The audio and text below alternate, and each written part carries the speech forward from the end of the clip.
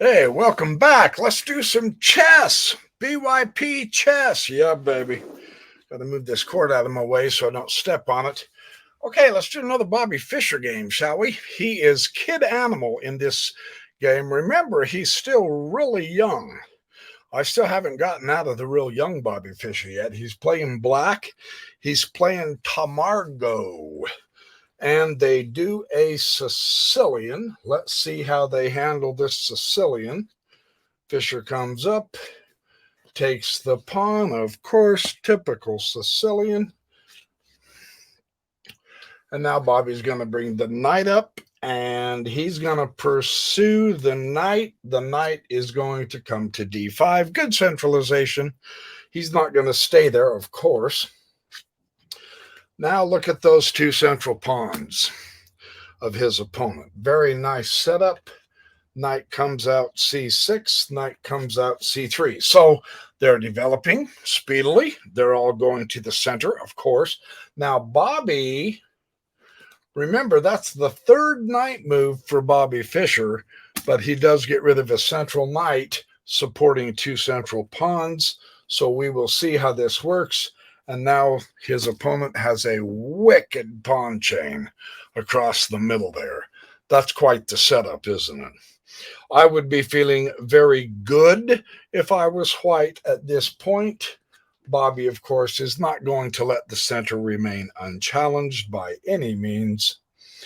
He does speedily development, BD6, and of course, now here Bobby closes the center. Now this can be seen as a good strategy for a number of reasons, depending, of course, on the position. But here we see him closing the center. Can't blame him. Knight is going to come to e2. He's going to keep bringing his pieces out. Bobby is not going to slow down either. His opponent castles. Very good. Castle early. Tuck the king away. Things are safe. Kosher. All that. Bishop d7. Bobby's going to continue bringing out his pieces. Now his opponent begins to search for extra space to maneuver. The best way to gain extra space, push the pawns, of course. How many times have I said that in my videos, right? Bobby is not going to let him do a pawn roller. He's going to double support the F5 here. And here comes the king. And you're asking, okay, wait. He castled kingside, and now he's pushing all his king pawns. Well, nothing's attacking at this point. And remember, with the center closed the way it is, getting extra space might be advantageous. It's not like he's making his king in danger. You know, we've always said, keep those pawns in front of that king at all costs until, of course, the position calls for you to expand and gain more space, because every rule of chess is made to break, right? So this is how we do it. Bobby is going to continue. Now, of course, we can see what Bobby's going to do. Yeah, this is obvious from that move. If it's not, we'll keep going. He's going to exchange the pawn here, and white will exchange the pawn here. So the white king looks mighty, mighty exposed. However, it's all good so far. We shall see why. Knight's going to come to g3. Now, of course, the knights can hop around so that they're guarding that king. It's not a big deal, but white's not thinking defense here. That's the one thing you want to remember. You're not thinking defense. Bobby is going to queenside, of course. That's how he played it. And, you know, you castle kingside, your opponent castles queenside. It calls for an all-out blitzkrieg and a fight. So Bobby's king looks mighty secure compared to his opponent's open, semi-open king, but it's not to worry. His opponent's going to take another pawn. Bobby is going to bring his bishop out, interestingly, and the king goes to h1. tucking the king away. You say, yeah, he's only behind a lowly pawn. Relax, he's got his 8th rank covered, or his 1st rank covered. Bobby's 8th, but his 1st, not a big deal. We don't want to make too big a deal about that. Bobby's going to come up to here. Queen is going to come to f3. So see,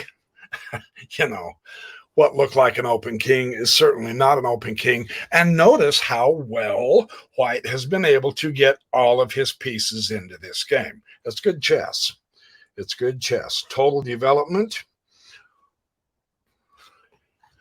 Bobby is going to take what? The open file with a rook. In fact, it's the open file next to that king. Just so you know. I know you saw that, but it's really important to recognize this. Knight h6, clever move. Bishop covering the knight. Bishop hasn't moved, and all of a sudden he becomes super duper active. Isn't that interesting? Yeah. So you have to go back to rook 8.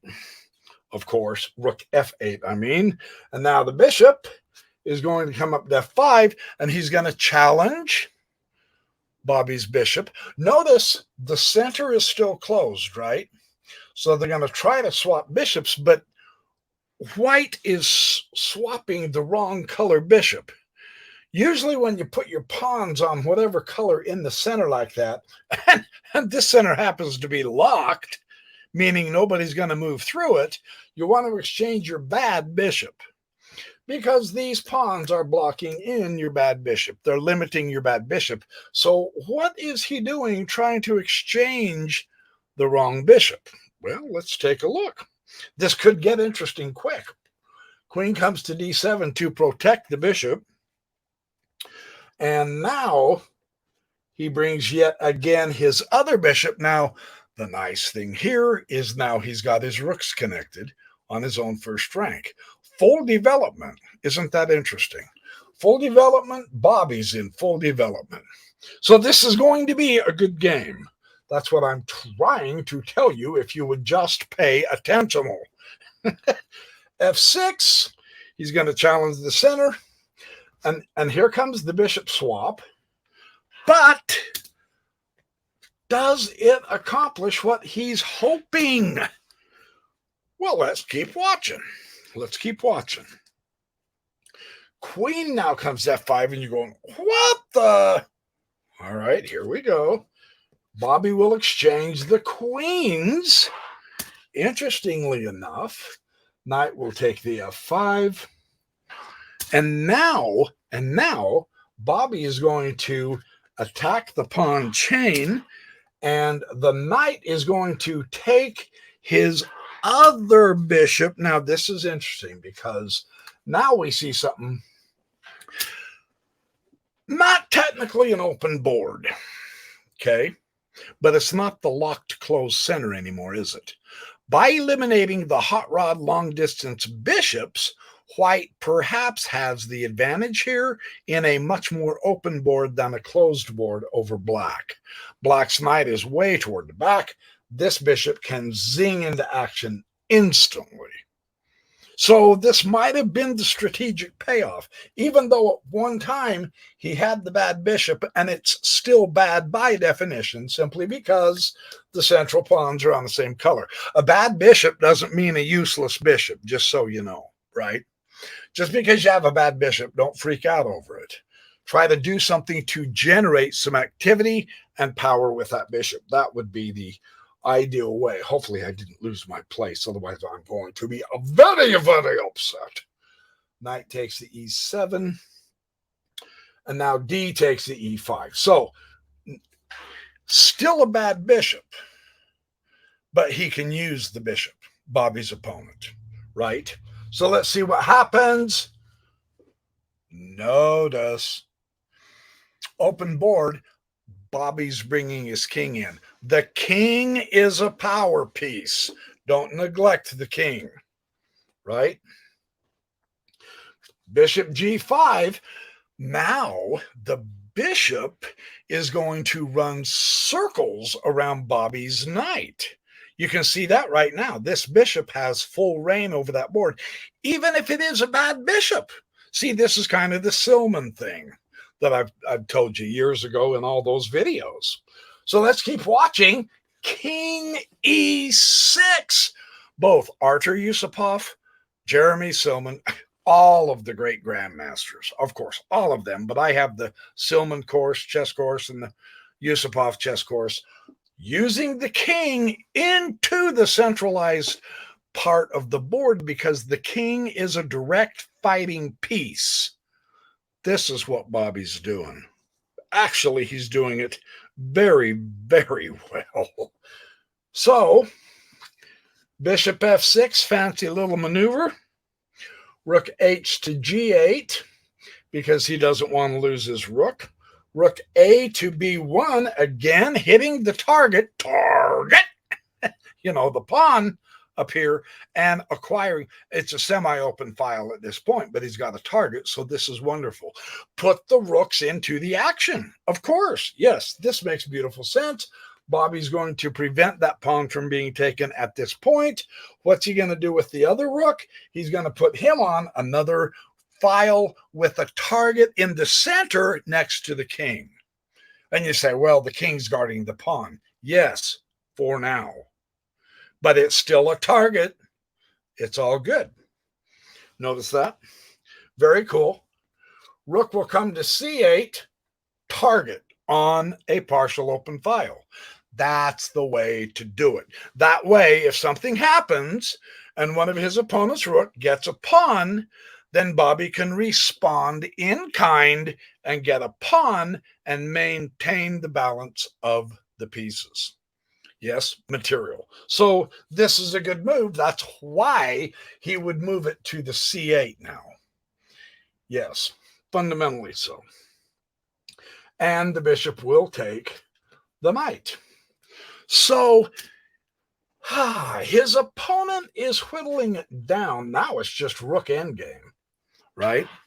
Kind of almost drawish looking in a way. So let's see what happens.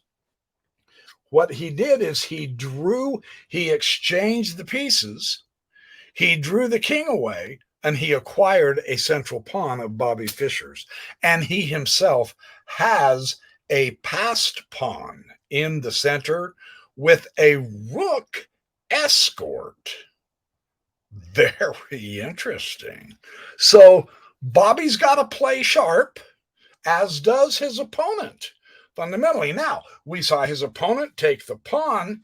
Again, Bobby put his rook in a position to where when that happens, he also gets to nab a pawn. He doesn't want to leave his opponent with more pawns than he has if he can at all help it, even though he is down a pawn. And this central little pass pawn, this isn't a pass pawn, right? This and this, they're together, so he's got the pawn majority, but they can get to pass pawns. But in rook endgame, that'll be tough. That'll be really, really tough. So that's why this was such a good move. Make sure you keep the pawns under control. Watch what Bobby does. Again, centralization, touching both the pawn and the rook, and attacking power piece. The king here, very important, because this rook is going to do something else. That rook's going to do something else. You don't want to get on the defense with your rooks if you can help it. So utilize your king as well. Rook's on the side, king in the center. That's not bad. Not bad. Yes. Rook D to B5, doubling up the rooks. Okay, so this is going to get interesting. Bobby will go to rook A3, a fundamental principle. Rooks belong behind passed pawns, whether your own or your opponent's. And you say, yo, dork, that's not a passed pawn. No, that's correct. But look, the yo dork, Fischer, knew where to put his rook anyway, because now he can force a passed pawn. I mean, this kid plays wicked chess. He's good. This is so fun to see this. It truly is. And of course, A5. Yeah, yeah. And B will take A5. Doubled up his pawns, not the ideal. His rook is now no longer behind any pawns, not ideal, but it's okay. Let's see what happens. Rook 1 comes to B3. Yeah. You need to exchange the rooks because of those pawns. You truly do. So that makes sense. Rook takes B3. Fundamentally so. Rook takes B3. Yes, yes, yes. And you say, well, no, wait a minute. Didn't Bobby just lose the game? Well, hold on. Don't get all excited. Rook G5. There we go. Now the king doesn't have to babysit anymore. He can go to either one wing or the other when he needs to, right? By acquiring the rook here, he takes his king off babysitting duty of that pawn. Notice also the king is a wonderful blockading piece for a passed pawn. That central pawn hasn't moved for many, many moves, right? Correct. That's a great way. That's a great way to use a king. Yes. Technically speaking, Bobby has 2 pieces and his opponent has 2 pieces, but he's only utilizing 1. That's important. Just to notice that, watch what happens. Rook will come to B7. Of course, you got to attack the pawns. And where does he do it? He goes up so that he can go over and behind the pawns. Right? Always. Bobby says, okay, that pawn, no matter what, is gone. So I'm going to get rid of this central pawn right now. You say, did he make a mistake? No, he did not. We will see why right here, because now king just comes to D4. And you go, yes, but the problem is the pawn. No, the problem is this pawn with this king. So he's got to get space, truly. And now rook will come to B5, and it is here that his opponent resigned.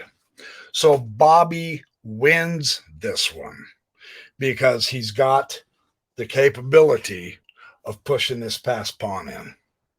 And there's nothing his opponent can do to stop him. That's the power of having the king in the game, right? Because you've always got a guardian of the pawn with an interferer here to block checks from this guy. For instance, if he wants to try to do some spite checks, go right ahead. And if he exchanges the rooks, zip right in. So wonderful little game. And I probably emphasize some of the wrong things, right? The grandmasters will see much more into this game than I did. But what I do notice is so important and neat. The 2 items. Using the king in the game is a power piece, and the rooks behind pawns. So that is the Backyard Professor Chess videos. You guys are spectacular. I love y'all, but I'm going to go for now. Here's another game to ponder, play, and enjoy. Thanks for watching the Backyard Professor Chess videos. Oh, yes, I will be back with more. In the meantime, be good, do well, have fun, remember who you are, make friends, smile. It makes people wonder what you're doing. Sleep well. Don't overeat like I have been if you do lose the weight. And stay happy. And I will see you again in the next Backyard Professor Chess video. And in the meantime, if you would like to, let me close out with this, because there is a way to donate if you would care to, and I would greatly appreciate it because it helps keep my channel going. I now have 2 channels. I will talk about the other one in another video.